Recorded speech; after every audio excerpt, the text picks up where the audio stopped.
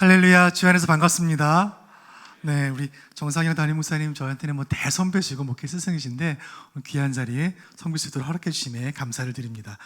오늘 목자의 심정으로 사역하는 교사라는 주제를 가지고 함께 말씀을 나누기를 원해요. 여러분, 자, 게임 하나 해보겠습니다. 다른 그림 찾기 게임입니다. 자, 두 그림을 비교해 보시죠. 무엇이 달라졌을까요? 그렇습니다. 눈이 달라졌습니다. 또요. 손에 뭐 주황색이 있고 없고 차이가 있죠. 그리고 옷 사이에 검은 게 있다가 없다가, 네, 세 가지. 잘 찾으셨습니다. 여러분, 난이도 중간 정도의 난이도였고요. 자, 좀 더 쉬운 문제 해보자. 자, 뭐가 달라졌을까요? 너무 쉽죠. 자, 그렇다면 이런 문제는 어떨까요? 뭐가 달라졌을까요? 여러분, 이런 순간이 인생에 찾아오는데 아내가 여보 나 뭐 달라진 거 없어 할 때 아무리 봐도 달라진 게 없는데, 여러분, 그 순간 남편분들 잘 대답하셔야 합니다. 이 가정의 평화가 좌우되는 문제입니다. 뭐가 달라졌는지를 발견하지 못하면 가정에 큰 위기가 찾아올 수 있습니다. 그것처럼 여러분, 어제의 교회와 오늘의 교회는 차이가 있어요. 여러분이 주일학교 다닐 때와 여러분이 교사를 사역하는 지금은 어제의 교회와 오늘의 교회는 차이가 있습니다. 뭐가 달라졌을까? 이 차이를 인식하지 못하면 교사로 사역에 어려움이 생길 수가 있습니다. 먼저 학교 생활이 달라요. 우리 학교 다닐 때랑 아이들이 학교 생활이 달라요. 지금 네덜란드 고등학생들이 데모하는 장면을 보고 계시는데, 네덜란드 교육부에서 고등학생 수업 시간을 1년에 1040시간으로 조정을 한 거예요. 고등학교 아이들이, 네덜란드 학생들이 야, 우리가 무슨 공부하는 기계냐, 힘들어서 못하겠다 데모하는 거예요. 한국 학생들 3000시간 공부하고 있습니다.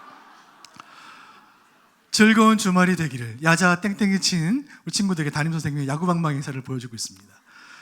국제회의석상에서 김용이라는 세계은행 총재 한국분하고 프랑스인 라가르드라는 총재 두 분이 대화를 나누신 거예요. 이 프랑스 이 총재께서 한국 학생들 공부를 잘한다는 얘기를 듣고 질문을 던진 거예요. 한국 학생들 성적 비결이 뭔가요? 그래서 이 한국인 총재께서 한국 학생들은 8시부터 11시까지 공부합니다. 아니 3시간밖에 공부 안 하는데 공부를 어떻게 그렇게 잘하나요? 오전 11시가 아니라 밤 11시입니다. 깜짝 놀랐다는 이야기예요. 여러분, 한국 아이들 얼마나 공부 많이 합니까? 이런 시험 문제를 보았는데, 자, 가뭄의 피해를 줄이기 위한 방법을 쓰세요. 어떤 주일학교 열심히 다니는 아이가 하나님께 기도한다. 근데 틀렸어. 너무 마음 아픈 이야기입니다. 옆에 있는 강범수라는 친구는 제가 이전 교회 있을 때 저희 유년부 친구였는데, 선생님이 유년부 아이들에게 숙제를 내주신 거예요. 너희 걱정거리 있지? 걱정거리를 써서 제출해라. 그럼 걱정거리를 인형에게 맡기면 걱정 인형이 걱정을 해결해 줄 거야. 예전에 무슨 보험회사에서 이런 광고가 나온 적이 있습니다. 근데 한 아이가 숙제를 내기를, 선생님, 걱정 인형에게 걱정을 말하는 것은 미신을 믿는 거예요. 저는 크리스찬이에요. 할렐루야. 근데 이렇게 훌륭한 친구들이, 이렇게 훌륭한 믿음의 아이들이 공부 때문에 교회를 못 나와요. 주변에 수많은 동물들이 살고 있는데 평소에 잘 볼 수 없는 이유가 무엇인가요? 학원에 빨리 가야 돼서. 어제 저희 교회 중고등부 수련회를 했는데 정말 교회가 기도하고 열심히 해서 아이들 수련회 보냈는데 다음날 오전에 다 돌아왔어요. 왜요? 학원 가려고. 한국 어린이들 세계에서 가장 불행하다고 생각합니다. 아프리카 아이들보다 더 불행하다. 그리고 대한민국 초등학생은 대한민국 대학생보다 공부를 더 많이 합니다. 그럼 대학생 여러분 어떻게 된 겁니까? 초등학교 아이들 공부 너무 많이 해요.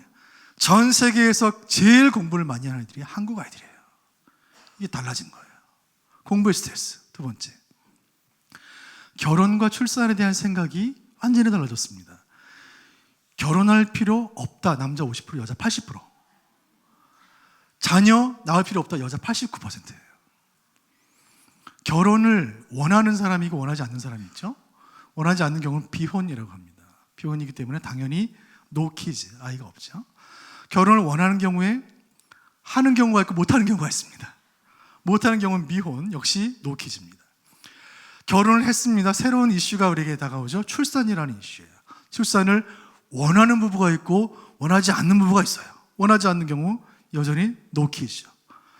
부부가 함께 일할 경우에는 더블 인컴 no kids, 딩크족이 되고, 한 명만 일할 경우에는 푸어 인컴 no kids, 핑크족이 됩니다. 출산을 원하지만 출산을 하는 경우가 있고 못하는 경우가 있어요. 저도 목회 현장에서 출산을 위해 간절히 기도하는 7년, 8년째 기도하는 부부들에게 애처로운 기도 제목을 제가 많이 나누고 있습니다. 역시 노키즈예요. 노키즈. 그리고 이 수많은 경우의 수를 비껴서 전우의 시체를 넘고 넘어 드디어 아이가 태어난 것입니다. 여러분, 이 아이가 얼마나 귀한 거예요. 아이가 없는 가정들은 강아지 초코와 고양이 밀크의 엄마로 살아가는 것입니다. 대한민국은 전 세계 유일하게 출산율이 0명대예요. 지금 출생률은 계속 떨어지고 사망률은 올라가서 데드 크로스, 드디어 태어나는 사람보다 세상 떠나는 사람이 더 많은 시대가 됐습니다. 이게 외신들이 우리나라를 염려해 줍니다. 대한민국이 지구상에서 가장 먼저 소멸할 것이다. 0.81명, 어제 뉴스를 보니까 0.79명이에요. 출산과 결혼에 대한 생각이 완전히 달라졌고 그 영향을 주일학교가 직격탄으로 받고 있지 않습니까? 저도 제가 지금 사역하는 교회, 또 이전에 사역하던 교회, 이전에 사역하던 교회는 저희 교회 교단에서 주일학교 제일 많이 모이던 교회였는데, 제가 한참 우리 이전 교회 사역할 때 주일학교 제일 많이 모일 때 5,500명 모였어요, 아이들이요. 지금요 3,000명대로 떨어졌어요. 그게 한 7, 8년 얘기예요. 3,000명대로 떨어졌습니다. 이 비율이 제가 볼 때 어느 교회나, 만약에 우리 그거에 해당되지 않는 교회가 있다면 그건 정말 사역 정말 열심히 하고 정말 귀한 교회일 겁니다. 직격탄을 맞고 있어요. 또 한 가지, 디지털 환경이 급속도로 변하는데 97년에 아주 세계의 체스 경기가 있었습니다. 딥블루라는 컴퓨터와 카스파로프라는 러시아 체스 챔피언이 체스를 뒀는데 누가 이겼을까요? 딥블루의 승리예요.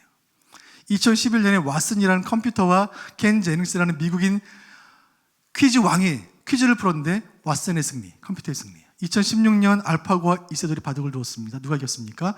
알파고의 승리예요. 2016년에 인공지능 변호사 로스라는 변호사가 뉴욕의 법률회사에 취업했습니다. 실제 사람이 아니에요. 인공지능. 17년 이 두 발로 완벽히 걷는 로봇 아틀라스가 처음 출시가 되었고, 지금 수년이 지난 지금 이 로봇은 사람처럼 똑같이 움직입니다. 2018년 면접을 인공지능으로 카메라 앞에서 면접 보기 시작했습니다. 2022년 지금 제가 중고등학교 다닐 때 안내양이 오라이 하는 버스를 타고 저는 학교를 다녔는데, 지금 여러분 청계천에 가시면 버스가 운전사 없이 움직입니다. 자율주행 버스가 지금 대한민국에 운행 중이에요. 지금요. 로지라는 이 가수를 아시나요? 22살이고 모델이고 가수인데 연수익이 10억 원이에요. 인스타 팔로워가 10만 명. 제 팔로워는 10명인데 10만 명이 이 사람을 얼마나 좋아하는지. 릴 미켈라는 미국인 LA 사는데 19살입니다. 모델이고 유튜버인데 세계 유수한 그 패션스의 추천을 받고 잡지의 모델이 되고 있는 이 사람 1년에 130억을 벌어요. 인스타 팔로워 300만 명. 이 둘의 공통점은 무엇입니까? 가상인간이에요. 실제 인물이 아니에요. 버추얼 인플루언서. 가상에 존재하는 사이버 인간, 사이버 휴먼. 근데 이 가상인간들이 지금 가요계, 모델계, 또 유튜버 여러 영역에 지금 아주 활동을 하지 않는 곳이 없습니다. 이런 시대의 흐름 가운데 신조어 하나가 있어요. 포모 증후군. 두려움, 무엇에 대한 두려움인가? 미싱 아웃에 대한 두려움이에요. 즉 내가 고립되는 것에 대한 두려움을 느껴요, 사람들이. 시대가 이렇게 변하는데 나는 지금 잘 살고 있는 게 맞나? 나만 유행에서 뒤처지는 것 아닌가? 특별히 코로나 3년을 보내면서 사람 만나지 못하고 외부 활동 못하면서 사람들이 다 핸드폰만 보고 있는데, 여기에 인스타, 페이스북 보면서 야, 사람들 이렇게 재미나게 사는구나, 이렇게 화려하게 사는구나, 나만 이렇게 살고 있는 거야. 포모 증후군이에요. 이런 경험을 10대들이 많이 합니다. 나만 그런 삶을 못 누리는구나. 그리고 젊은이들 포모 심리 때문에 뒤늦게 주식에 뛰어들고 부동산 뛰어들고 빚 내서 또 영혼까지 끌어모아 부동산에 투자했다가 어려움 당하는 분들 많이 있습니다.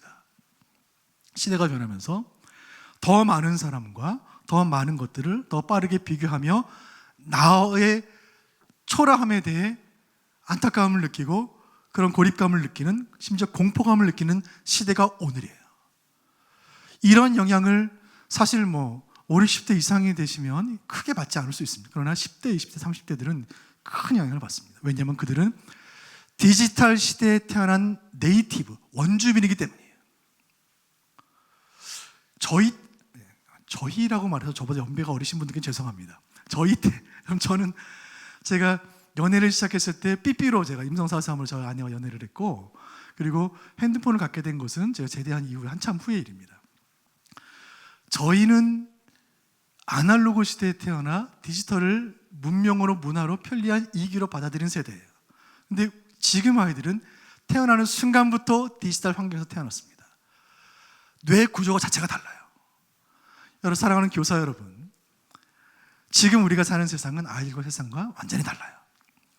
어릴 때 보았던 오지의 마법사라는 영화가 있었습니다. 여기 도로시라는 주인공이 있는데, 이 주인공이 어느 날 태풍이 불어요. 그가 사는 캔사스 시골 마을에.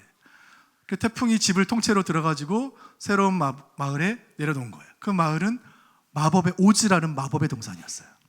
그 도로시가 딱 내려서 보니까 자기 살던 세상이 아닌 거예요. 강아지 토토에게 말해요. 토토, 여기는 캔사스가 아닌 것 같아. 다른 세상에 온 것 같아. 지금 이 세상은 내가 살던 그 세상이 아니야. 여러분, 이 마음이 딱 저와 여러분의 마음이에요. 우리의 마음이에요. 우리가 알던 그 아이들이 아니에요. 우리가 다니던 그 주일학교가 아닌 거예요. 세상이 달라졌어요. 우리 어떻게 할 것인가? 여기 주일학교라는 것이 어떻게 시작되어 오늘까지 왔는가에 대한 뿌리를 좀 거슬러 올라가다 보면 해답을 찾을 수가 있겠습니다. 여러분, 강의한 데 가지고 계신가요? 강의한 보내드렸어요. 이메일로. 그거 좀 인쇄가 되면 좋겠습니다. 자, 스크린 보시면서 강의 진행해 보겠습니다. 자, 뿌리를 찾아서 우리는 누구였고 주일학교는 무엇이었는가 보겠습니다. 뿌리를 찾아서 교육이라는 그 첫 단추, 교육이 어떻게 처음 시작되었는가를 우리가 추론해 보려면 출애굽 시대로 올라가야 돼요. 한참 모세 시대입니다. 그때 모세가 출애굽해서 가나안 땅을 향해 가면서 이스라엘 백성들에게 하나님이 누구신지에 대해서 가르치기 시작한 그 말씀, 신명기를 본문으로 하는 이 말씀을 우리는 쉐마라고 불러요. 들으라 이스라엘이여. 모세가 자기 생애 120년의 삶을 마치면서 이스라엘 백성들이 하나님 말씀을 가르칠 때에 하나님을 목숨과 힘과 뜻을 다해 사랑하라고 가르친 거예요. 하나님 사랑할 것을 가르친 거예요. 사랑하는 교사 여러분, 성도 여러분, 우리가 아이들에게 가르쳐야 할 단 하나의 가르침이 있다면 하나님을 사랑하라는 가르침인 줄로 믿으시길 바랍니다. 하나님을 사랑해 가르치는 거예요. 하나님을 사랑하라는 가르침은 하나님이 아닌 것들은 사랑하지 말라는 말씀이에요. 세상에 얼마나 많은 사람들이 하나님도 사랑하고 세상도 사랑합니까? 6일 동안 세상 사랑하다가 주일날 와서 하루 하나님 사랑한다고 고백하는 거예요. 그것이 아니라 온 마음 다 힘을 다해 전 인격으로 하나님을 사랑하라. 들으라 이스라엘이여. 쉐마의 말씀이 우리 첫 번째 교육의 시작입니다. 강의 한 좀 나누시면 좋겠습니다. 그리고 이 시대가 지나가고 이제 바벨론 포로로 끌려가던 시대가 시작이 되었습니다. 바벨론 포로로 끌려가고 유대가 망하고 성전이 불타고 민족이 큰 멸망을 경험하게 돼요. 그때 유대인 신앙 공동체에서 우리 여호와 신앙을 다음 세대에게 전수하자, 그런 마음의 동기를 가지고 가르쳤던 것이 토라입니다. 토라. 자, 토라라 함은 구약 성경 첫 5권의 성경 창출 레민신, 거기에 기록된 하나님의 말씀, 율법의 말씀을 말씀합니다. 이 토라를 가르치기 위해서 회당을 만들고 학교를 짓고 그 아이들에게 말씀을 열심히 가르치기 시작한 것이 교육의 중요한 출발의 시간 가운데 있었던 일이에요. 여러분, 이 일을 유대인들은 지금도 합니다. 지금도 토라를 얼마나 열심히 가르치는지, 저도 이스라엘 갔을 때 그들이 성경을 읽는 모습을 보고 정말 충격을 받았습니다. 여러분, 이스라엘 사람들 성경 얼마나 읽을까요? 하루 3장, 주일 5장이요? 천만의 말씀입니다. 토라를 통째로 읽고 통째로 암송을 하는 거예요. 그 강력한 말씀 교육, 토라 교육이 그들의 신앙을 지금도 지켜가는 거예요. 토라 교육입니다. 말씀 교육이. 자, 구약 시대가 지나가고 이제 예수님께서 이 땅에 오셨습니다. 말씀이 육신이 되어 이 땅에 오신 예수님이 사역을 시작하셨어요. 자, 그렇다면 질문입니다. 우리 예수님이 이 땅에 오셔서 33년 사시고 3년 반 공생애를 지나시는 동안 수많은 설교와 기적과 가르침과 교훈을 주셨는데, 예수님의 그 많은 가르침을 딱 5글자로 요약하면 뭐가 될까요?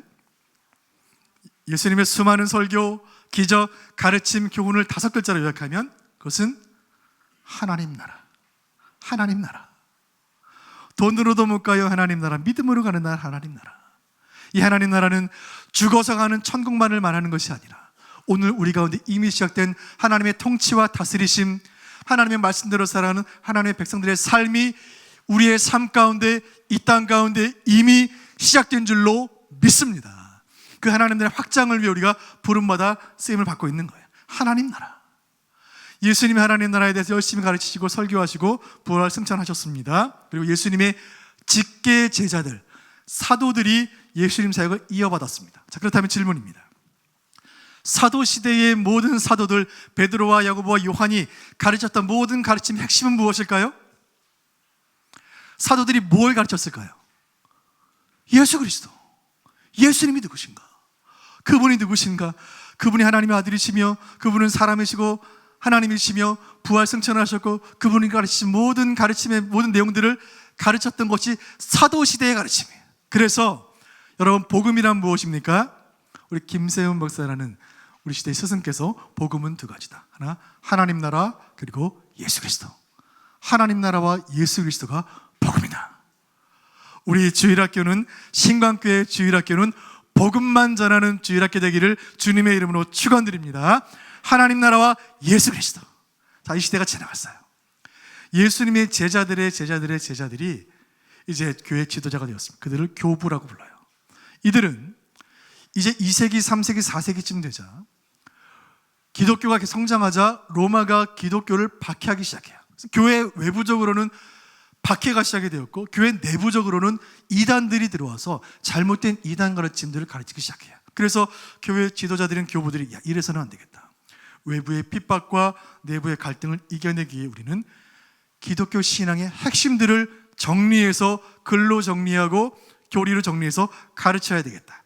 그때 교부들이 가르쳤던 가르침의 내용은 교리문답이에요. 교리문답. 하나님은 누구신가? 예수 그리스도는 누구신가? 성령의 사역은 무엇인가? 여러분, 우리 어릴 적에, 우리라는 표현이 계속 써서 죄송합니다. 젊은 분들께 죄송합니다.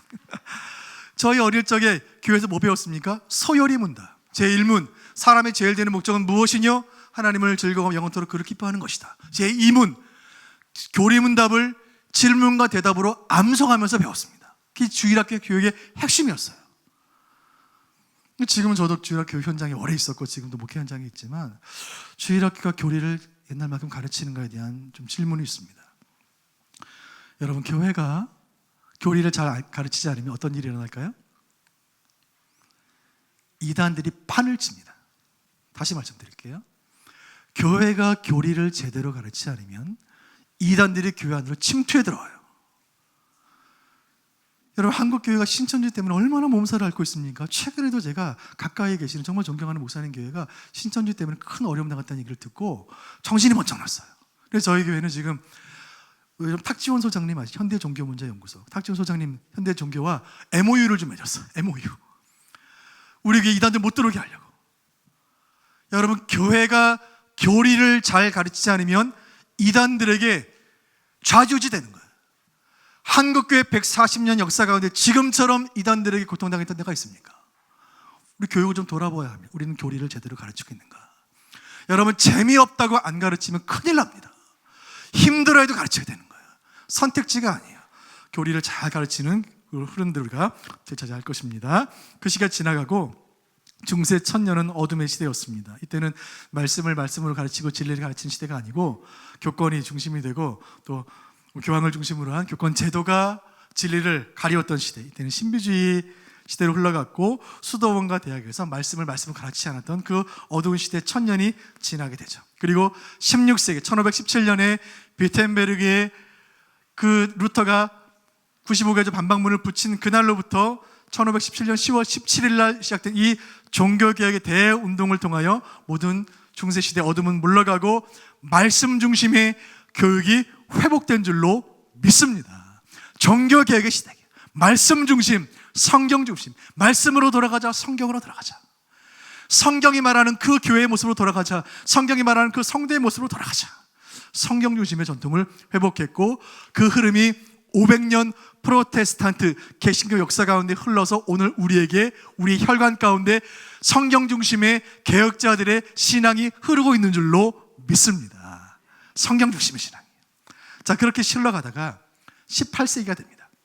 18세기가 되면 산업혁명이 일어나는데 영국을 중심으로 이제 증기기관이 발명이 되고 엔진이 발명이 되고 기계가 돌아가기 시작하면서 공장에서 대량 생산, 대량 소비가 가능한 시대가 된 거예요.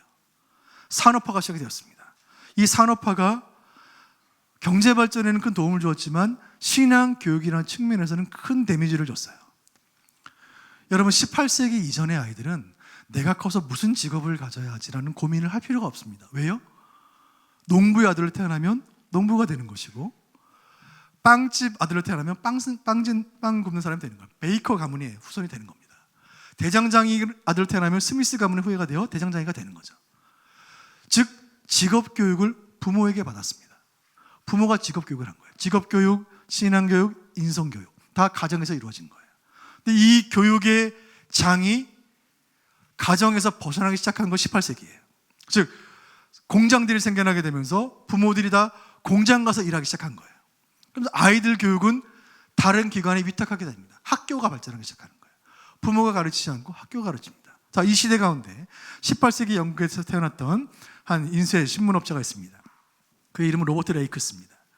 그가 산업화의 중심에 태어났는데, 그는 기성세대였는데, 영국의 아이들이 엄마 아빠들 다 일하러 간 사이에 집에서 방치되고 신앙교육, 인성교육, 제대로 된 교육을 받지 못하는 것을 보고 자신의 사제를 털어 그들을 데려다가 아이들을 가르치기 시작해요. 수학을 가르치고 역사를 가르치고 인문학을 가르치고 철학을 가르치고 성경을 가르친 거예요. 어느 요일에요? 썬데이, 일요일에. 그 학교가 썬데이 스쿨이에요. 번역하면 주일 학교. 그 주일 학교를 교회가 운영하기 시작하면서 교회 주일 학교가 된 거예요. 그래서 그 처음 태동 시기에는 여러 가지 다른 과목들을 가르쳤지만 다른 과목들의 가르치는 기능은 학교가 가져가고, 그리고 성경을 가르치는 기능만 남은 것이 썬데이 스쿨 주일 학교입니다. 여러분들은 주일 학교 교사들이신 거예요. 이런 장구한 역사의 교육의 흐름 가운데 대한교육의 형태로 시작된 것이 주일학교입니다. 주일학교 역사는 18세기예요. 횟수로 계산하면 한 240년 정도 됐습니다. 실제로 모세가 쉐마를 가르쳤던 때로부터 계산해 본다면 수천 년 역사 가운데 주일학교 역사는 굉장히 짧아요. 이 짧은 시간 동안 많은 일들이 일어났고, 지금 여러분, 대한민국 교회 역사 140년이 돼가는데 주일학교 운동에 대한 근본적인 재고들이 시작됐어요. 주일학교 운동은 과연 성공했는가? 여러분, 주일학교라는 말은 성경에 나오지 않는 말이에요. 18세기에 생긴 말이에요. 그래서 주일학교 교사로서 우리가 잃어버리고 있는 교육의 전통, 놓치고 있는 전통은 무엇인지 한번 돌아보아야 합니다. 쉐마로부터 토라, 하나님 나라, 예수 그리스도 복음, 교리, 그리고 성경 중심의 우리가 이 교육의 전통을 잘 지켜가고 있는가? 지금 이 시대가 변해가면서 주일학교의 사역들이 굉장히 크게 변해가고 있는데, 여러분, 라떼 얘기 한번 해볼까요? 라떼 이야기. 제가 주일학교 다닐 때, 혹은 주일학교 교사 때, 20대 초반 또 20대 중반에 제가 사역을 시작했을 때 주일학교 오전 예배 드리고 분반 공부하고 주일학교 오후 예배 드렸습니다. 여러분 기억나세요? 어린이 수요 예배 드렸고 성경학교 기간에 어린이 새벽 예배 있었습니다. 토요일날 어린이 제자 훈련, 토요일날 초등학교 앞에 가가지고 아이들 간식 나눠주면서 또 토요일날 전도했던 기억 나고요. 중고등부 토요일날 모여서 함께 예배 드리고 또 문학 예밤했던 수많은 기억들이 있습니다. 그때 이야기예요. 지금은요, 주일 오전 예배 드리고 분반 공부하고 집에 돌아가요. 여러분, 우리는 우리 선배 교사들이 싸웠던 적보다 훨씬 강한 적을 훨씬 적은 무기로 와서 싸우고 있습니다. 여러분, 이제 주일 오전 예배, 분반 공부 이 두 개가 무너지면 교육은 무너지는 거예요. 여러분, 우리는 이 적은 무기로 이 강한 세상과 싸워 이기기 위해서는 우리의 기도와 우리의 말씀과 우리의 헌신이 7배나 더 강해야 할 줄로 믿습니다. 그런 은혜가 없이는 이 시대를 이겨낼 힘이 없는 거예요. 그래서 오늘 우리가 이 귀한 시간에 교사 세미나로 함께 모여 교육에 대한 말씀을 나누는 거예요. 어떻게 이 싸움을 이겨낼 것인가? 말씀으로 돌아가자. 여러분, 요한복음 21장으로 한번 돌아가 보시죠.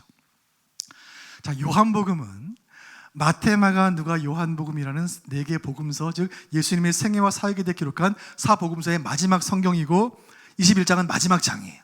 그렇다면 예수님 모든 사역의 결론이라고 보아도 무리가 없을 것입니다. 예수님 모든 사역, 모든 설교, 모든 가르침의 결론이 되는 요한복음 21장 15절부터 17절까지 본문인데 17절 아까 같이 읽었기 때문에 15절 제가 한번 읽어드리겠습니다. 우리 같이 한번 읽어보시죠. 그들이 시작. 그들이 조반 먹은 후에 예수께서 시몬 베드로에게 이르시되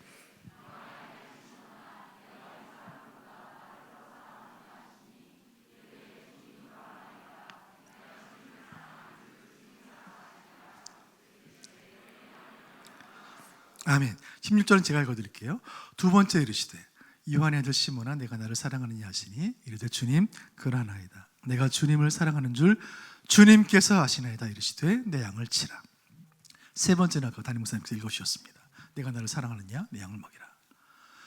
여러분 부활하신 예수님이 모든 제자의 대표인 베드로를 만나 사복음서의 가장 마지막 순간에 마지막으로 제자에게 주신 말씀, 내가 나를 사랑하느냐? 내가 나를 사랑하느냐? 사랑하는 성도 여러분, 교사 여러분, 성령께서 우리에게 하시는 주님의 음성인 줄로 믿습니다. 내가 나를 사랑하느냐? 내가 나를 사랑하느냐? 세 번을 물으시는 거예요. 내가 나를 사랑하느냐? 그리고 그 대답을 확인하시고 그 마음을 확인하시고 주신 말씀 15절에 내 어린 양을 먹이라, 16절에 내 양을 치라, 17절에 내 양을 먹이라. Feed my lamb. Feed, 먹이라. 나의 양을 먹여라.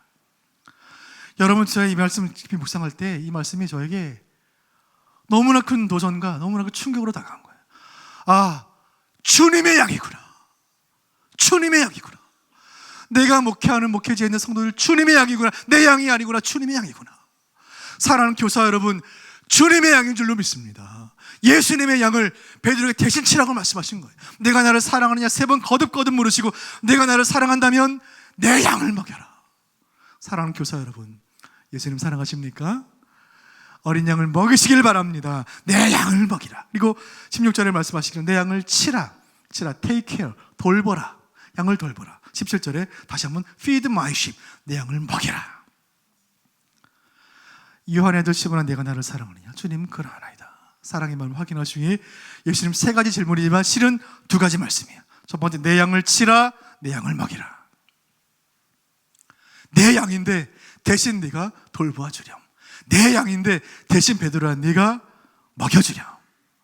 이 예수님의 두 가지 명령에 근거하여 내 양을 치라 하는 말씀을 양을 돌보는 교사의 사역으로 우리가 해석을 하고, 내 양을 먹이라는 주님의 가르침을 말씀을 가르치는 사역으로 해석을 하여 제 강의 후반부를 진행해 보도록 하겠습니다.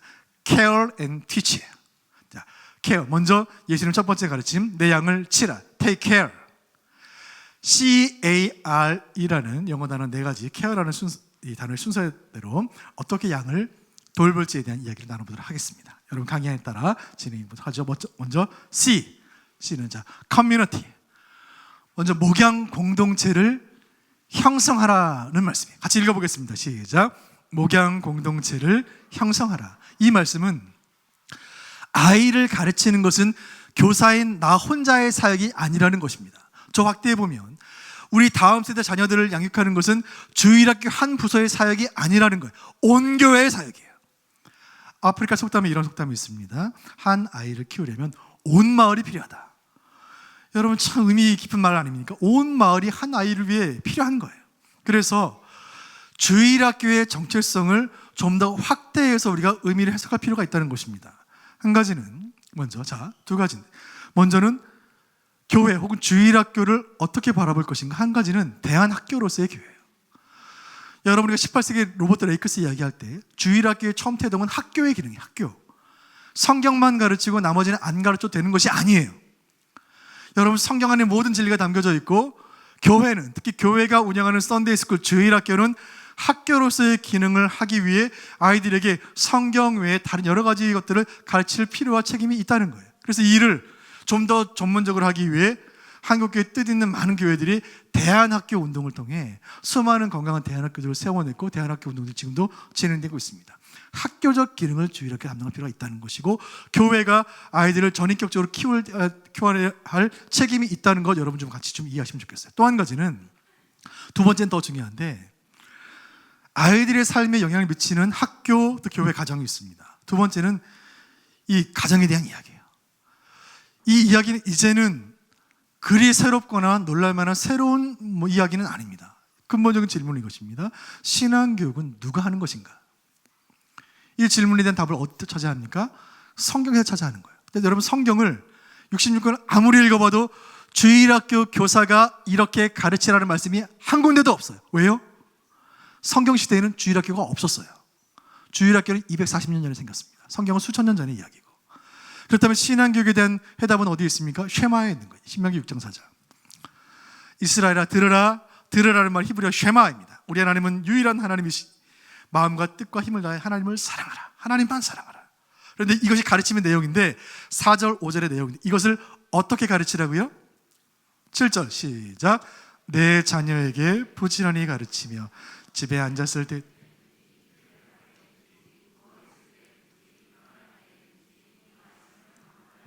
아멘. 하나님을 사랑하고 하나님 말씀대로 살아가라는 그 가르침을 누가 가르치라고요? 누구에게 가르치라고요? 너의 반 학생들에게? 아니요, 내 자녀에게. 부지런히. 어디서요? 집에서.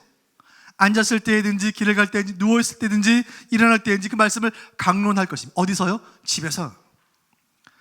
이 말씀을 집 문설주에 붙이고 집 바깥문에 기록하라. 이 쉐마의 가르침에 집중을 하다 보니까 신앙교육의 책임은 가정에 있는 거예요. 그래서 많은 교회들이 가정과 교회를 연결하라, 이런 목회 철학을 가지고 주일학교와 함께, 가정기 함께 가는 캠페인들과 운동들을 진행하고 있습니다. 미국의 앤디 스탠리 목사님 목회하시는, 사실 미국에서 가장 영향력 있는 교회 중에 하나인 노스포인트 교회는 띵크 오렌지라는 철학과 사역의 이름으로 가정과 교회가 함께 자녀를 양육해야 한다는 세미나와 사역들을 진행하고 있고, 신명기 6장 듀트로노미 6 챕터 6 신명기 6장 쉐마의 가르침 D6라는 사역단체가 미국에서 만들어져서 가정과 교회 그리고 학교를 연결하는 사역들을 시작했고, 이 세미나가 한국에 소개가 되어서 많은 교회들이 이 일에 동참하고 있습니다. 저도 제가 이전 교회에 있을 때 그 사역에 아주 마음을 좀 깊이 두고 그 이전 교회 담임 목사님이셨던 오정현 목사님과 함께 이 일에 대해 깊이 고민한 바가 있습니다. 그래서 제가 이전에 사랑교회 사역했었는데 토요일 날 아침에는 새벽 예배를 같이 드리는데 온 세대가 함께 예배를 드렸습니다. 세대 통합 새벽 예배, 온 가족 새벽 예배. 그래서 거기에 참여하는 아이들에게 함께 또 말씀도 나누고 격려하고 세대와 세대가 함께 예배를 드리는 예배를 시작했는데, 제가 그 예배에 아이를 데리고 예배를 참여해 보니까 제 기억에 제가 사역을 시작하고 아이 손잡고 예배 드리는 것이 그때가 처음이었어요. 20년 만에. 제가 아빠로서 아이와 함께 예배 드리는 게 처음이었어요, 교회에서. 야, 그렇구나. 교회가 부서들을 유년부, 초등부, 중등부, 고등부, 장년부 다 나눠서 함께 수준에 맞게 예배 드리는 것은 참 좋은데 세대와 세대가 예배 안에 만난 적이 없었구나. 아이들에게 예배 똑바로 잘 드려야 돼. 하나님 사랑해야 돼. 진실되게 기도해야 돼. 여러분 어떻게 가르치는 거죠? 부모의 기도의 모범으로 가르치는 것입니다. 같이 한번 읽어보겠습니다. 시작. 신앙은 학습되는 것이 아니라 전수되는 것이다. 다시 읽어보겠습니다. 시작. 신앙은 학습되는 것이 아니라 전수되는 것이다. 저도 교재도 만들어보고 세미나도 진행해보고 캠프도 진행해보고 제가 교육 현장에 20년을 있었기 때문에 이런저런 거 제가 다양한 경험들을 해보았습니다. 제가 내린 결론은 신앙은 가르쳐지는 것이 아니라 전수되는 것이다. 교회 어른들이 기도하는 모습을 보고, 교회 권사님들 전도하는 모습을 보고, 우리 엄마 아빠 예배드리는 모습을 보고 그 모습을 배워가는 것이구나. 아멘. 신앙은 학습되는 것이 아니라 전수되는 것인 줄로 믿으시길 바라요. 그래서 이 마음을 가지고 창세기를 연구해 보니까 창세기의 믿음의 네 족장이 이야기했죠. 아브라함, 이삭, 야곱, 요셉. 이 신앙의 위대한 인물들이 창세기 12장부터 창세기 50장까지 그들이 걸어온 신앙의 여정이 얼마나 위대하고 그들의 삶이 얼마나 대단합니까? 그런데 이 위대한 창세기의 성경 최초의 네 명의 위대한 인물이 다 가족인 거예요. 다 아버지와 아들 관계예요. 아브라함, 이삭, 야곱, 요셉. 아, 그렇구나. 그들이 부모의 신앙을 이어받아 신앙의 위대한 계보를 이어갔구나. 그런 마음으로 제가 이전 교회에서도 있었고 지금 교회에서도 신앙의 중요한 가치로 목회 철학으로 삼고 있는 것, 수선대후. 선대의 신앙을 계승하고 후대를 새로운 사명으로 비상케 하라. 선대가 지켜온 그 신앙의 유산을 아름답게 계승하여 이 신앙을 다음 세대로 물려주자. 여러분, 우리 교회, 한국교회 140년 역사, 얼마나 아름다운 역사를 가지고 있습니까? 말씀 중심, 교회 중심, 하나님 중심, 이 신앙을 우리 부모 세대로 또 배운 거예요. 주일 성수의 신앙, 새벽 기도의 신앙, 금요 찬양의 신앙, 산기도 신앙, 말씀 사경회의 신앙. 부흥회가 열리면 십리길을 마다않고 부흥회하는 교회에 찾아가서 말씀, 밤늦게까지 말씀을 듣고 솥을 걸어놓고 밥을 해먹어가면서 또 새벽에 말씀 듣고 낮에 또 말씀 듣고, 그런 신앙의 유산을 우리가 가지고 있는 거예요. 이 유산을 다음 세대에 아름답게 계승해 주시기를 바라요.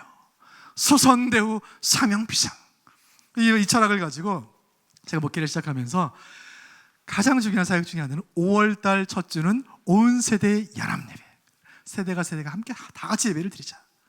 가족끼리 예배 드려서 부모가 아이에게 축복하기, 축도의 기도도 해주고, 또 실버 세대부터 유치부까지 찬양팀을 이루어 함께 찬양 인도를 하고 같이 예배를 드리고, 우리 어른들도 오랜만에 돈으로도 못 가요. 율동도 한번 따라 해보고, 예배 끝난 다음에 광장에서 모여서 가족 축제를 벌이자.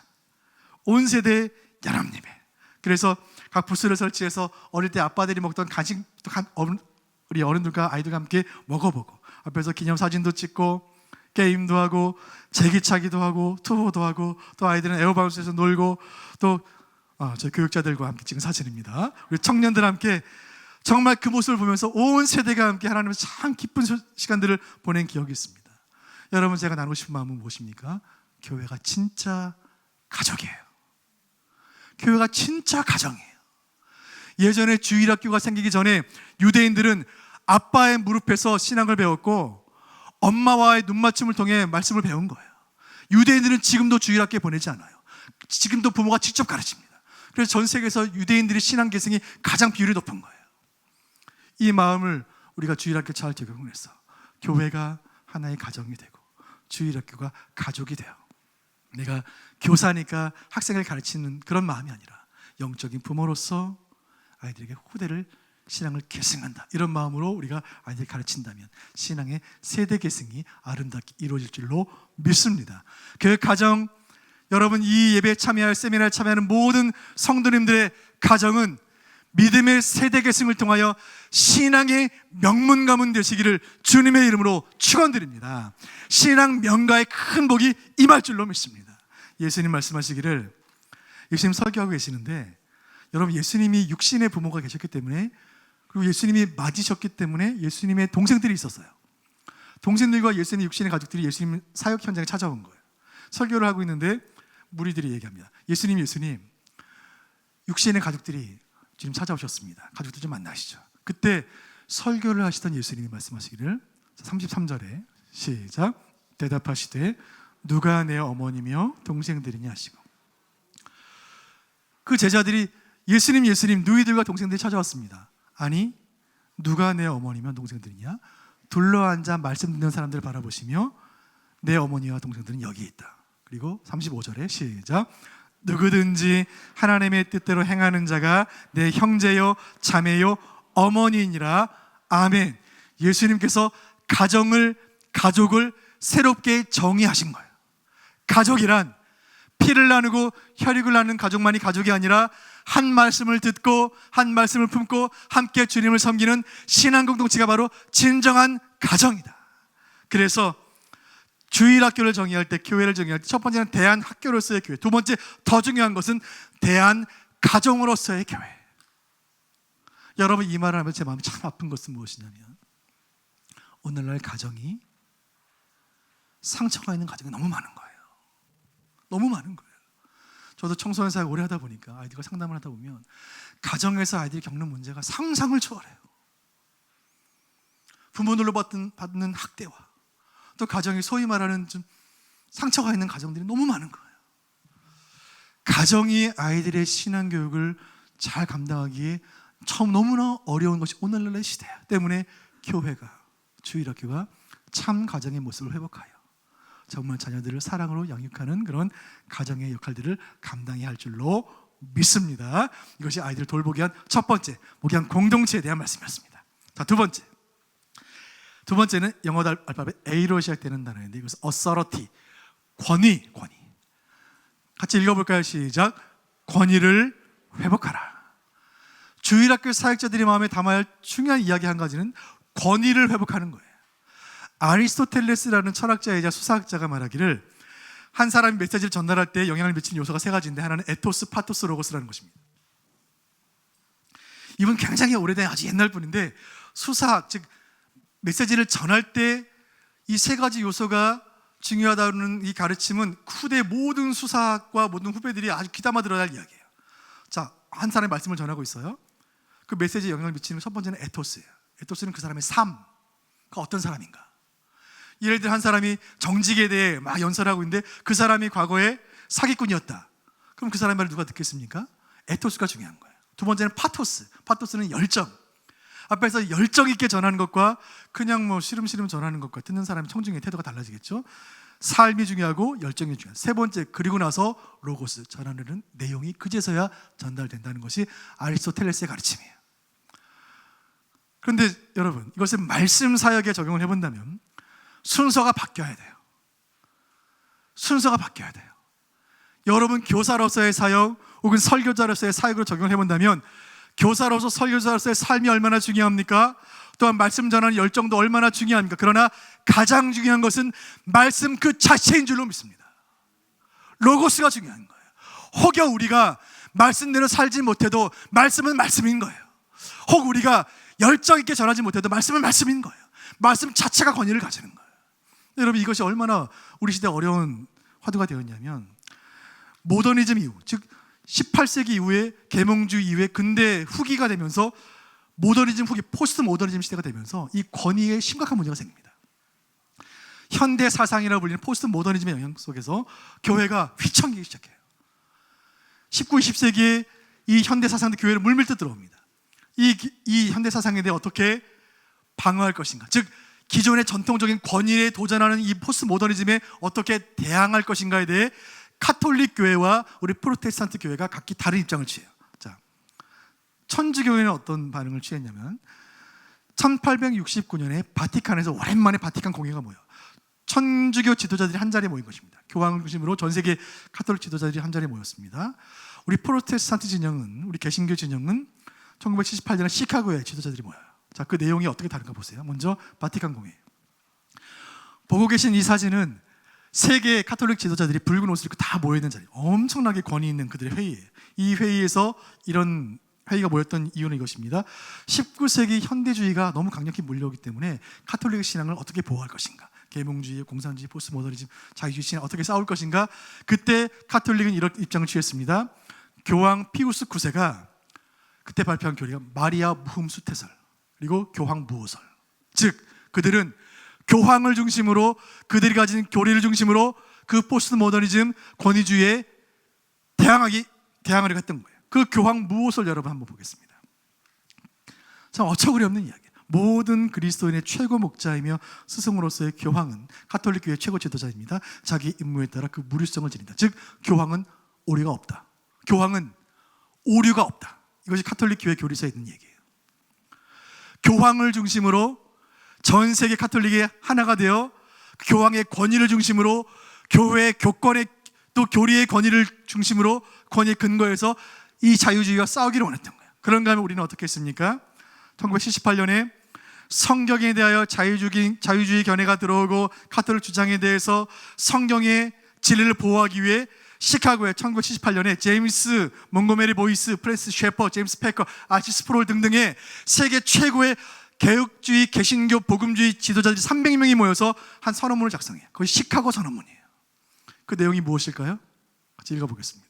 시작. 성경은 하나님 자신의 말씀으로서 하나님의 영에 의해 준비되고 감독받은 사람들의 기록한 것으로 성경이 다루는 모든 내용에 대해 오류가 없는 신적 권위를 지니고 있다. 아멘. 하나님 말씀은 오류가 없다.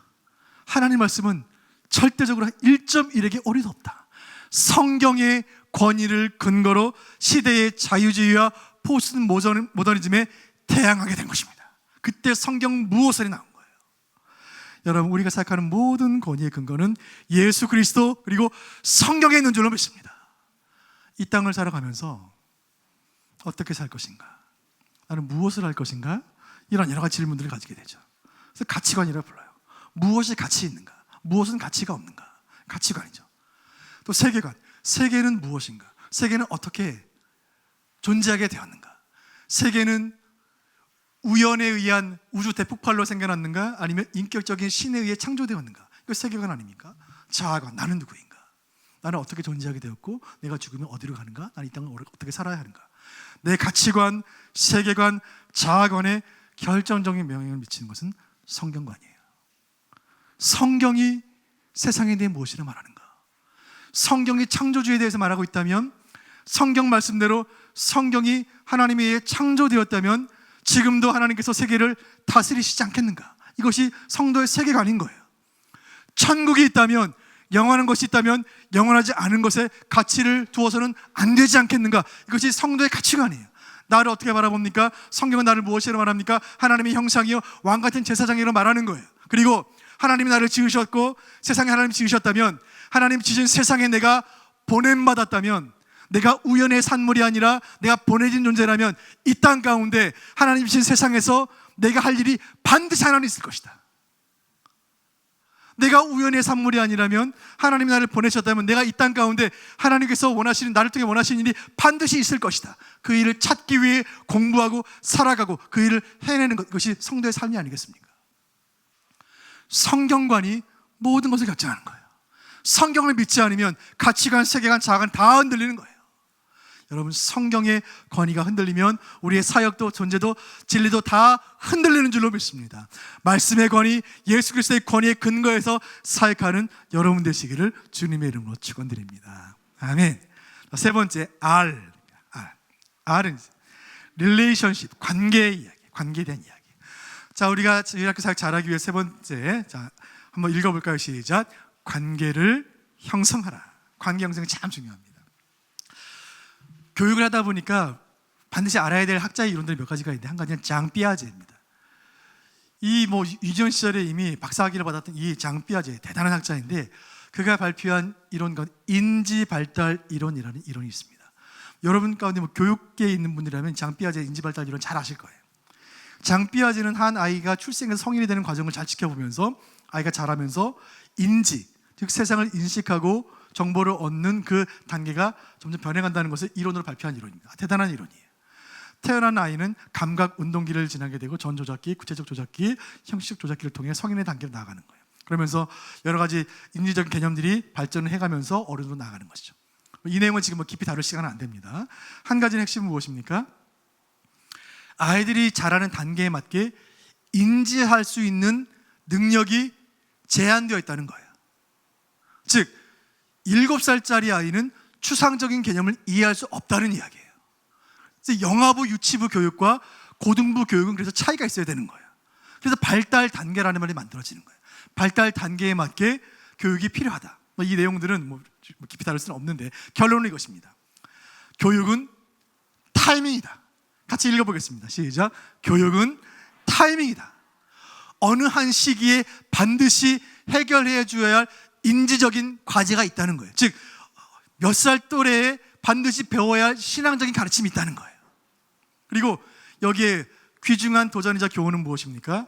4세에서 14세 사이가 예수님을 구주로 영접하기 가장 좋은 때라는 거예요. 이때를 놓치면 대단히 어려워진다는 거예요. 4세, 14세예요. 여러 가지 통계들이 있습니다. 미국의 한 통계인데 20세 이하에 예수님을 언제 믿었는가? 20세 이하에 믿은 사람이 1,100명. 이 통계.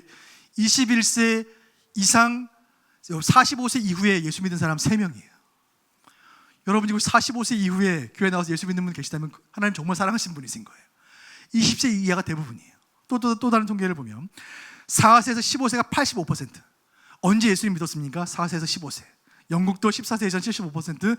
대한민국 여러분 한번 추억해 보시죠. 언제 예수님 만나셨어요? 중고등부 수련회 때 만나는 거예요. 중고등부 수련회 때. 그래서 4세에서 14세까지가 복음 전하기 가장 좋은 때이다. 그래서 414 윈도우라는 44의 창이 만들어졌습니다. 이때 예수 믿게 하고 이때 복음 전하고 이때 신앙의 기초를 다지지 않으면 15세, 16세가 되면 벌써 어려워지는 거예요. 교육은 타이밍이에요. 때문에 주일학교가 너무너무 중요한 거예요. 그때 예수 만나고 그때 복음 듣지 않으면 그 이후에 성인이 되어서 예수 믿는 일은 너무너무 어려워지는 거예요. 교육은 타이밍이에요. 그때 그 단계에 관계를 잘 맺어주는 것이 중요하고, 또 한 명의 교육학자 에릭 에릭슨이라는 분이 있는데 이분이 발달한 교육 이론은 심리 사회성 발달 이론입니다. 이 이론에 따르면 한 사람이 태어나 영아기부터 노년기를 쭉 지나는 동안에 각 시기마다 그 개인에게 영향을 미치는 타인들 중에 의미 있는 타인, 즉 그냥 뭐 오가는 어쩌다 마주치는 그런 사람이 아니라 깊게 영향을 주는 의미 있는 타자, significant other, 의미 있는 타자가 각 연령대마다 다르다는 거예요. 쉽게 말해서 영아기 때는 아이를 돌봐주고 젖먹여주고 기저귀 갈아주는 그 부모, 엄마, 아빠, 어린이집 선생님에게 영향을 받는 거예요. 유아기가 되면 부모와 가족에게 영향을 받습니다. 아동기에는 누구한테 영향을 받을까요? 교사, 선생님이에요. 이 아동기 아이들 선생님 말씀이라면 무조건 아멘인 거예요. 청소년기가 되면 그 시기가 지나갑니다. 누구일까요? 친구예요. 친구의 또래의 문화가 아이에게 가장 큰 영향을 미쳐요. 친구 따라 모든 것 다 하는 거예요. 청년기가 되면 이제 이성을 만나고 배우자를 만나게 되고, 자, 중년기가 되었습니다. 중년기가 된 성인에게 가장 의미를 주는 사람은 누구입니까? 자녀예요. 자녀. 우리 아들, 우리 딸. 그리고 노년기가 되면 이제 궁극적 타자라는 또 다른 존재를 만나게 됩니다. 자, 여기에 아동기부터 좀 다시 한번 살펴보면, 아동기 아이가 한참 성장할 때 아이가 세상에 대한 관심을 가지고 글을 배우고 학교에 다니기 시작하고 친구를 사귀기 시작하면서 그의 시선이 세상을 향합니다. 근데 이 시선이 자기 자신에게 돌아오면서 나는 누구지? 나는 왜 살고 있지? 나는 어떻게 살아야지? 시선이 나의 내면을 향하면서 불안의 경험을 하는 시기가 청소년기예요. 그리고 청년기를 지나면서 다시 시선이 밖으로 향하면서 직업을 가지고 또 배우자를 만나고 가정을 꾸리죠. 그러다 중년기가 되면 그 시선이 다시 나를 돌아옵니다. 나는 무엇을 위해 지금까지 살았지? 내가 40년, 50년을 살았는데 난 누구를 위해 살고 있지? 이 불안한 두 시기가 청소년기와 중년기인데, 이 두 시기가 만나면 대형 참사가 일어나는 것입니다. 중등부 예배 잘 드리고 온 아이가 집에서 오후에, 주일 오후에 문 걸어 잠고 뭘 하는 거예요. 엄마가 청소기 들고 청소하려고 문 활짝 열었는데 엄마 내 방에 들어오지 마! 화를 내는 거예요. 근데 엄마도 지금 중년기를 지나고 있는데 마음에는 아이 생각밖에 없는데 또 호르몬도 바뀌고 갱년기도 찾아오는데 엄마도 이제 힘든 시기를 보내는 거예요. 그럼 넌 내 집에 들어오지 마! 둘이 싸우면 이 둘을 화해할 분은 주님밖에 없습니다. 아빠도 오빠도 불가능한 거예요. 사춘기 딸과 엄마가 대화를 합니다. 너 지금 엄마가 말하는데 어디 보는 거야? 엄마 말할 때 엄마 뭐라 그랬지? 딸이 엄마를 봐요. 뭘 쳐다보는 거야? 눈빛이 왜 그래? 뭘 잘했어? 입을 다물어요. 대답 안 할 거야? 반항하는 거야?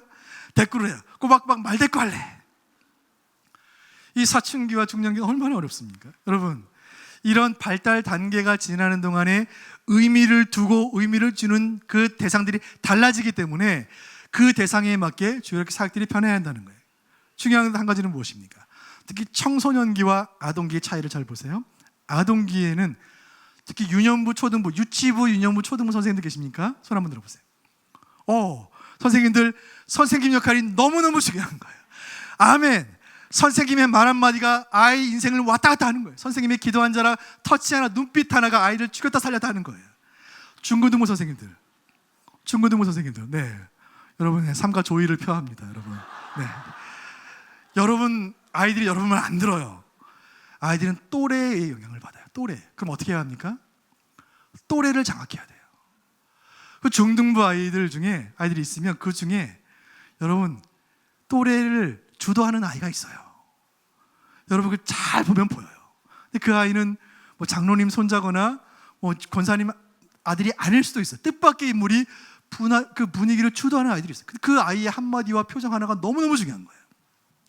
중등부 선생님들, 중등부 여름 수련회 가가지고 아이들 만져놓고 해 뜨는 데부터 율동시키면 율동 따라합니까? 아무도 안 따라해요. 초등부 유년부 아이들 열심히 따라하죠. 달란트 준다 그러면 아이들은 열광합니다. 중등부 아이들 절대 안 합니다. 왜요? 2차 성징이 시작이 된 거예요. 특히 여자아이들 몸의 신체 변화가 일어나는데 여름에 얇은 반팔 티셔츠 하나 입혀놓고 율동하는 거, 그 몸의 변화를 자기도 불편한데 다른 사람 보는 게 너무너무 싫은 거예요. 변성기가 시작되었는데 자기 목소리 자기도 듣기 싫은데 앞에 나 찬양해봐. 왜 찬양 안 해? 뭐 독사의 자식아. 그러면 안 되는 거예요, 여러분. 절대 그러면 안 되는 거예요. 친구들 중에 이 아이들이 움직이는 건 누구예요? 친구예요. 친구 중에 진짜 열심으로 찬양하는 아이가 있으면 찬양하는 거예요. 그 또래 공동체에 중등부에 고등부에 진짜 기도하는 아이가 있으면 기도하는 분위기가 생기는 거예요. 그래서 그 또래 중에 정말 헌신된 아이들 반드시 있습니다. 어디나 있습니다. 그 아이들을 중심으로 그 아이들 다 훈련시키고 그 아이들에게 사역을 맡기고 그 아이들이 고2가 되면 중등부 아이를 또 인도할 수 있도록 돕고 그 또래를 통해 아이들을 함께 인도할 때 또래 문화의 선한 영향력이 아이들을 선한 그룹으로 변화시킬 줄로 믿습니다. 또래를 생각하라. 자, 마지막 네 번째 E는 에픽 세대에 다가가라는 것입니다. 미국 드류 대학에서 가르치셨던 레너드 스윗이라는 분이 현대 사회 젊은이들을 열심히 연구했는데 그 결과가 이거예요. 4개의 단어. 이 시대의 젊은이들은 시대와 문화와 국적을 초월하여 4가지 특징을 가진. 첫 번째, 경험을 중시한다는 거예요. 체험되는 걸 중시 여깁니다. 두 번째는, 그래서 이 첫 번째, 두 번째 연결되어 있는데 참여하기를 원해요. 즉, 내가 경험하지 않고 내가 참여하지 않는 학습 환경에서는 잘 배우지 않아요. 그리고 오늘날 젊은이들은 텍스트로 배우지 않아요. 글자로 배우지 않습니다. 이미지로 배우는 거예요. 그래서 인스타가 뜨는 거예요. 사진, 비주얼, 영화, 시각적 여러 가지 요소들이 아이들에게 영향을 더 강하게 미친다. 네 번째는 커넥티드, 관계를 맺어야 한다. 관계를 통해 함께 움직인다. 자, 이 레너드 스윗 교수의 이론에 따르면 경험과 참여와 이미지와 관계를 중시하는 오늘날의 젊은이들이 가장 견디기 힘들어하는 학습 환경은 무엇입니까? 설교예요. 전혀 경험되지 않고 전혀 참여되지 않고 여러분 성경의 그림이 어디 있어요? 오로지 텍스트로만 되어 있는 텍스트로 가득한 이 텍스트를 가르치는 관계가 맺어지지 않는 이 환경이 가장 견디기 힘든. 그래서 젊은이들이 교회를 떠나는 거예요. 젊은이들이 교회를 우수수 빠져나갑니다. 코로나 이후에 지금 여러분 정말 이 통계가 가슴 철렁하게 만들어요. 이들을 어떻게 붙잡을 것인가? 경험시키고 참여시키고 텍스트 중심이 아닌 이미지 중심으로 또 그들과 끊임없는 관계를 맺기 위한 노력이 있어야 한다는 거예요. 그래서 제가 이 전반부 강의를 마무리하면서 썬데이 스쿨 주일학교 재정의하자. 첫 번째, 썬데이 스쿨이라는 개념이 가지고 있는 학교라는 개념을 가지는 순간 뭔가 가르치려고 하는 거예요. 학교 하면 뭐가 있습니까? 교장, 교감, 부장, 부감, 담임, 교과서, 학생, 시험 여러 가지가 다 떠오르는 거예요. 이게 학교 멘탈리티. 이걸 빨리 벗어던지고 학교가 아니라 교회다. 주일학교는 교회다. 영적인 공동체고 신앙 공동체이다. 여러분 학교가 어떤 곳인지 잘 보여지는 노래가 하나 있습니다. 학교 종이 땡땡땡 어서 모이자. 여러분 이거 무서운 말 아닙니까? 땡땡 학교 종이 칠 때는 늦게 가면 학생 중에 선생님한테 엎드려 얼차례를 받는 거예요. 어서 모이자. 2절 섬뜩한 가사예요. 선생님이 우리를 기다리신다. 이게 학교예요. 여러분 주일학교는 학교가 아닙니다. 주일학교는 교회인 거예요. 오는 아이들 기다렸다가 너 지각했구나, 출석했구나, 개근했구나, 상장소 돌려보내는 그것은 학교예요. 아이가 교회 오지 않으면 그 아이 집에 찾아가서 엄마를 만나고 손 잡고 기도하고, 이게 교회예요. 주여, 가르치는 게 아니라 돌보는 거예요. 여러분 가르치는 게 목적이 아니에요. 여러분 그런 질문을 많이 받습니다. 저도 교재 집회를 좀 많이 했었는데 아이들 1학년부터 6학년까지 있습니다. 시골에 있는 작은 교회예요. 목사님 1학년부터 6학년까지가 같은 예배를 드리는데 교재는 몇 학년 교재를 써야 합니까? 여러분 몇 학년 교재 써야 되는 거예요?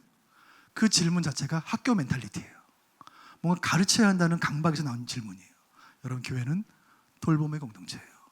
몇 학년 교재인지 상관이 없어요.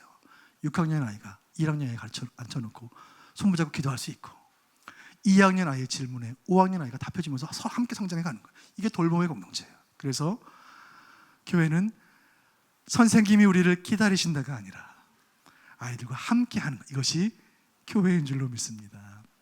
출석부를 연초에 받아서 우리 반 아이가 지금 7명인데 3명이 왔고 4명 결석했구나. 4명 결석. 아이들 시험 기간인가? 출석부 제출하고 돌아가는 사람은 교사가 아니에요. 여러분 예수님 그렇게 하지 않으실 거예요.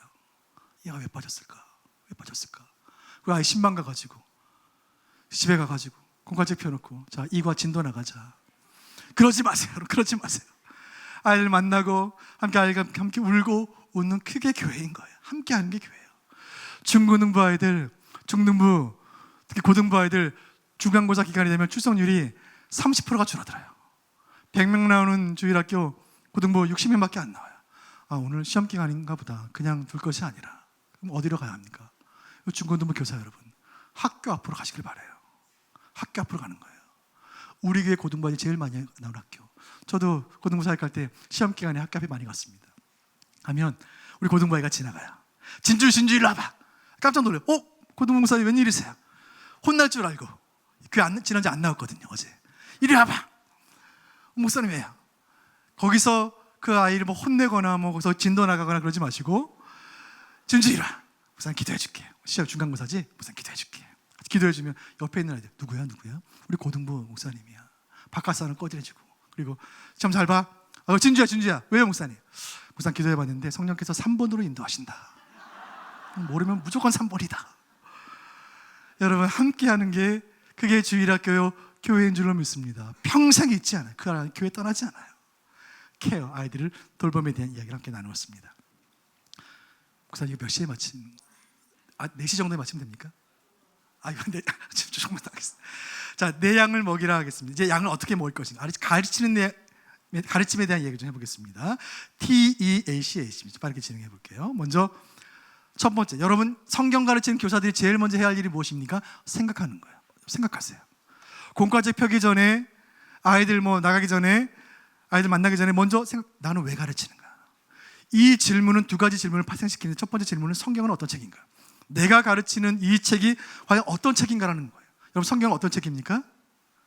제가 질문 하나 드려볼게요. 우리 교사들만 답해 보시죠. 우리 신광교회를 대표하는 성경 박사들이시니까, 자, 성경은 모두 몇 권입니까? 66권. 할렐루야. 제가 고등부 아이들에게 이 질문을 던져놨는데, 예배 시간에 질문을 던졌더니 한 아이가, 앞에 있던 고등부 아이가 한 권이야 대답했어요. 그러니까 아이가 아이들이 웃음거리가 됐는데, 야, 이거 참 우문현답이다.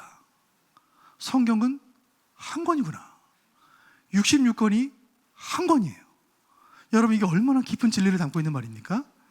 구약 39권과 구약 39권, 신약 27권을 합의 66권을 성경으로 믿는 종교, 참된 진리의 종교, 기독교, 프로테스탄트, 개신교.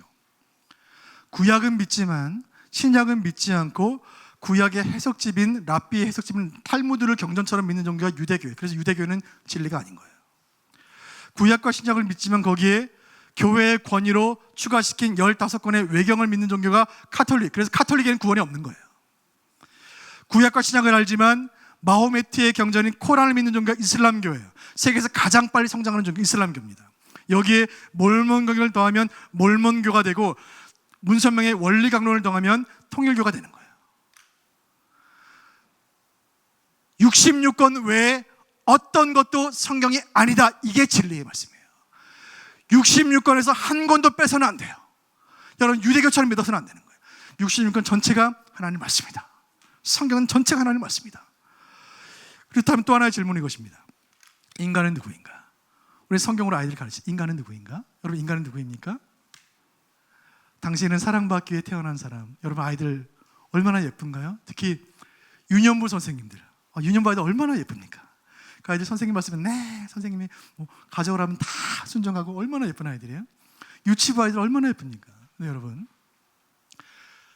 예쁜 아이는 있지만 의로운 아이는 없습니다. 제 말이 맞습니까?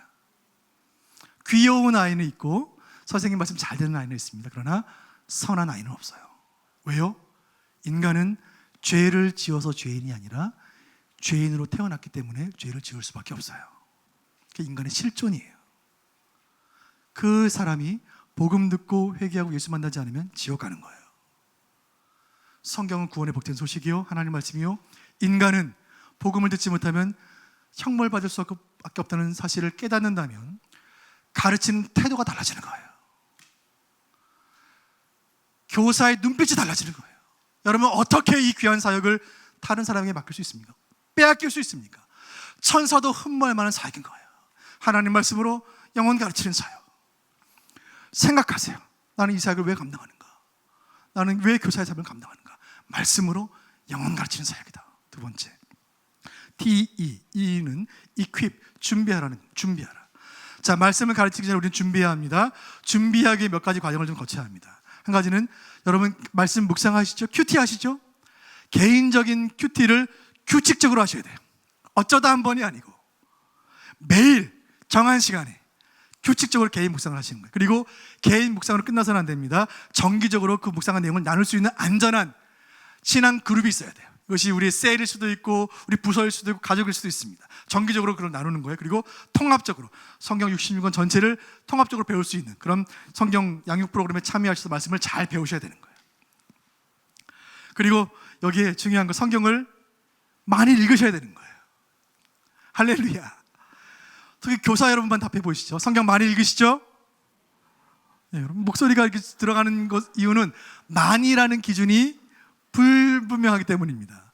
어느 정도 읽으면 많이 읽는 거예요? 성경 1년의 일독은 어느 목사님께서 1186장을 나눠보니까 평일 3장, 주일 5장이면 1년에 일독이 가능하다. 어떤 목사님이 그렇게 제안하신 거예요. 예수님 명령이 아니에요. 일독은 예수님 명령이 아니에요.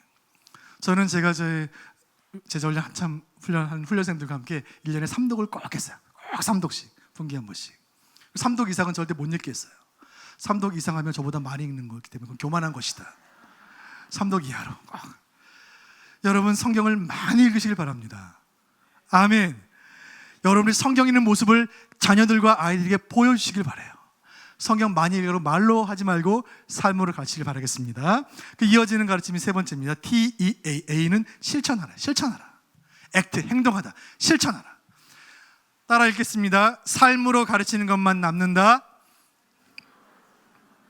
옆에 있는 선생님이 말씀해 주세요. 삶으로 가르치는 것만 남습니다. 아멘.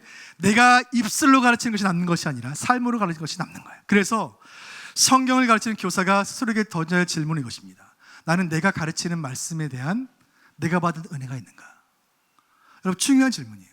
오늘 내가 공과를 가르치는데 창세기 22장 모리아산에서 독자 이삭을 바친 아브라함의 얘기를 가르친다. 그러면 질문을 던져야 돼요. 나는 이 말씀을 통해 내가 받은 은혜가 있는가? 나는 이 말씀에 내가 은혜를 받았는가? 그 말씀을 가르치는 거예요. 아이들에게. 자, 아브라함이 바친 아들의 이름은 무엇입니까? 1번 요셉, 2번 이삭, 3번 다윗. 바친 산은 이름은 무엇입니까? 1번 설악산, 2번 모리아산, 3번 무슨 산. 여러분 그게 정보가 중요한 것이 아니고 그 말씀을 통해서 하나님께서 나에게 주신 음성이 중요한 거예요. 그 가르침의 핵심 메시지는 무엇입니까?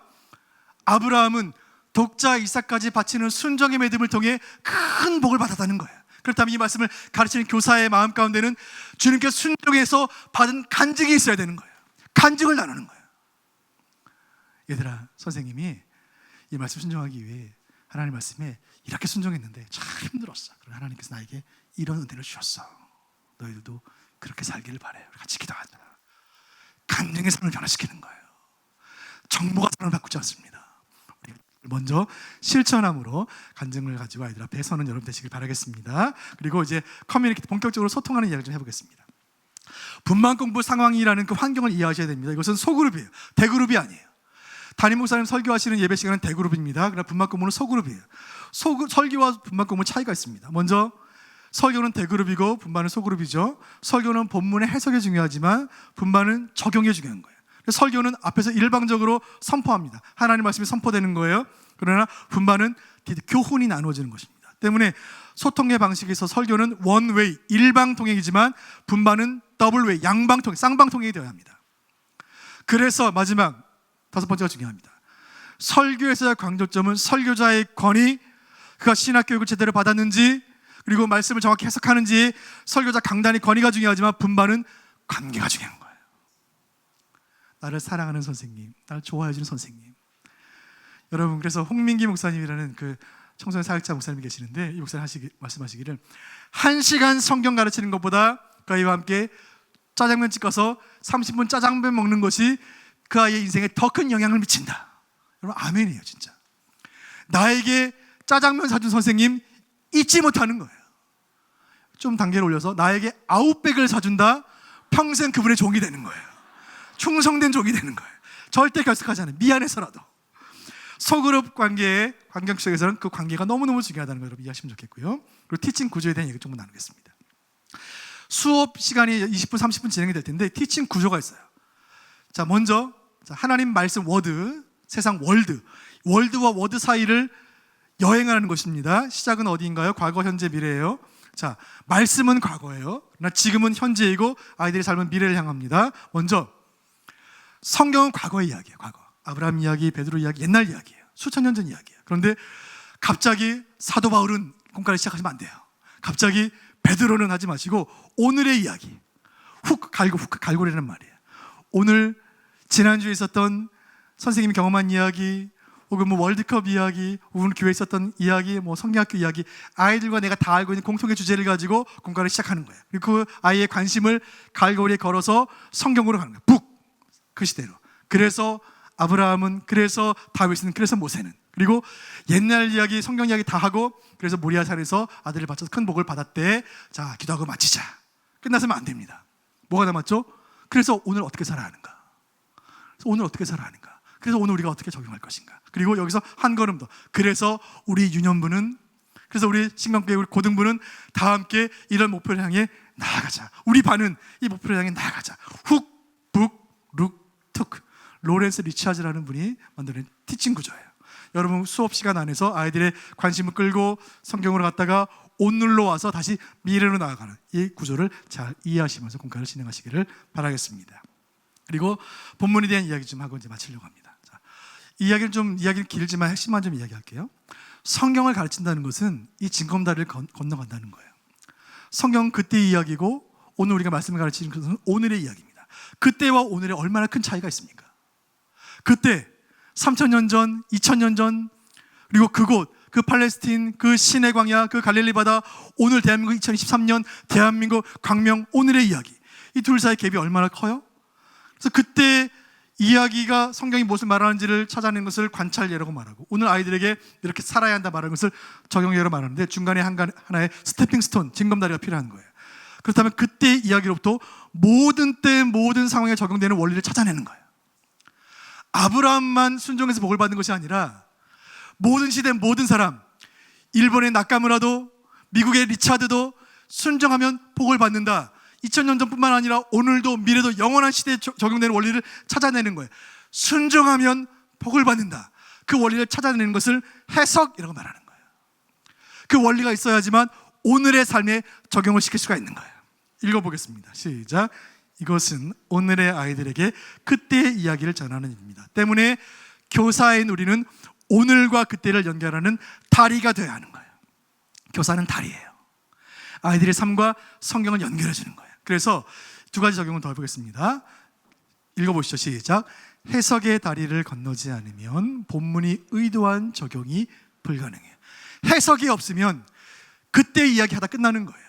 오늘과 연결될 적용을 찾아내기가 어려운 거예요. 그래서 결론의 문장입니다. 시작. 교사는 성령께서 의도하신 의미를 찾는 바른 해석자가 되어야 합니다. 진지하게 기도하고 무릎 꿇으면서 또 교사형 교제와 여러 가지 목사님들의 지침을 따라 이 본문이 무엇을 말하는지를 해석할 수 있어야 돼요. 세상에서 가장 무서운 말은 무엇일까요? 저는 오해라고 생각해요. 오해만큼 무서운 게 없어요. 남편을 오해하면 어떻게 됩니까? 친구를 오해하면 우정이 깨지는 거예요. 목사님을 오해하면 시험 들어요. 그렇다면 여러분, 성경을 오해하면 어떻게 되죠? 성경을 아전 인수로 해석을 하면 이단 교주가 되는 거예요. 여러분, 이 사람들 다 성경 연구하는 사람들이에요. 여러분, 제가 마지막으로 여러분께 당부하고 싶은 말씀이 있습니다. 정통이라는 말이 있습니다. 정통이라는 말은 그 분야와 지식에 대해 해박한 지식을 가지고 있다. 그 분야의 전문가라는 뜻입니다. 여러분, 성경의 정통한 교사가 되시기를 주님의 이름으로 부탁을 드립니다. 성경 펼쳐놓고 엉뚱한 이야기 하는 분 아무도 없으시기를 간절히 바라요. 교사를 넷으로 구분해 볼 수 있습니다. 좋은 가르침이라는 것은 성경을 바르게 해석한 그 가르침이에요. 이 가르침을 잘 가르치는 선생님이 있습니다. 재밌게 가르치는 거예요. 성경의 바른 교훈을 재미있게 가르치니 얼마나 그 수업이 즐겁겠습니까? 그런데 좋은 가르침인데 말씀 자체는 바른 해석인데 재미없게 가르치는 선생님이 있어요. 학창 시절 기억나시죠? 재미없는 교수님, 다 재우는 분. 그러나 말씀 자체가 은혜가 있다면 은혜가 있을 줄로 믿어요. 세 번째는 나쁜 가르침. 성경이 말하지 않는 자기 생각. 그나마도 못 가르쳐요. 이 수업은 정말 최악의 수업이에요. 근데 가장 나쁜 건 무엇이에요? 나쁜 가르침을 잘 가르치는 거예요. 귀에 쏙쏙 박히게. 성경에 말하지 않는 이야기를, 내 생각을 재미있게, 파워풀하게, 열정적으로 가르치는 거예요. 그게 바로 이단 교주들이에요. 간절히 바라기는 신검계 모든 교사들은 좋은 가르침을 잘 가르치는 선생님 되시기를 바랍니다. 아멘. 마지막 H입니다. 교사가 말씀을 다 가르치고 아이들을 돌려보내고 마지막 교사가 할 일은 무엇입니까? 기대하는 거예요. 기대하는 거예요. 말씀 읽어보시죠. 시작. 나는 심었고 아볼로는 물을 주었으되 오직 하나님께서 자라나게 하셨나니 그런즉 심는 이나 물 주는 이는 아무것도 아니로되 오직 자라게 하시는 이는 하나님뿐이니라. 아멘. 여러분, 성령께서 하실 일들을 기대하시길 바랍니다. 약 40년 전에 경기도 부천에 있는 한 장로교회 오후 시간, 딱 이 시간이었어요. 예배를 드리고 있는데 화재 경보기가 삐 울리는 거예요. 불이 난 줄 알고 성도들이, 목사님 설교가 막 중단이 되고 성도들이 화재 난 줄 알고 막 우왕좌왕하는 일이 있었습니다. 불이 난 것이 아니고 그 교회에 다니는 중등부 녀석 둘이서 화재 경보기를 장난으로 누른 거예요. 그 아이들 사고 뭉치였어요.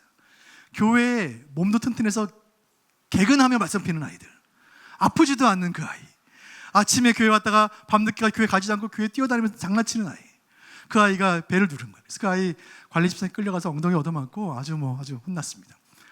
그 두 아이 중에 하나 아이가 저예요. 여러분, 제가 얼마나 말씀 고생했는지. 제가 그 모교회, 제가 출신 1호 목사인데 저희 모교회 40년 기념 예배 때 제가 가서 이제 기도를 인도하려고 목사 가운을 입고 기도자로 이렇게 섰는데 저 뒤에 권사님 몇 분들이 훌쩍훌쩍 우시는 거예요. 그분들 누구셨을까요? 저희 선생님들이셨어요. 그 선생님들 한 번도 저에게 제가 커서 뭐가 되려고 그러나, 왜 이렇게 말썽을 피우나, 한 번도 그런 말씀 하신 적이 없어요. 말씀 가르치시고 돌아가는 저희 뒷모습을 바라보시면서 성령 하나님 일하여 주옵소서 기대하셨을 거예요. 그 기대를 주님 이루신 줄로 믿습니다. 여러분, 법궤가 안에 세 가지가 들어있어요. 만나, 그리고 십계명 돌판, 아론의 쌍난 지팡이에요. 모세가 세 가지를 넣었어요. 그리고 500년이 흘러서 솔로몬 시대가 되었습니다. 열왕기상에 보니까 500년이 지나자 세 가지 중에 두 가지는 사라지고 한 가지만 남았습니다. 뭐가 남았을까요? 시작. 그 궤 안에는 두 돌판 외에 아무것도 없으니. 하나님 말씀이 새겨진 돌판만 남은 줄로 믿습니다. 시간이 흘러도 말씀은 남는 것입니다.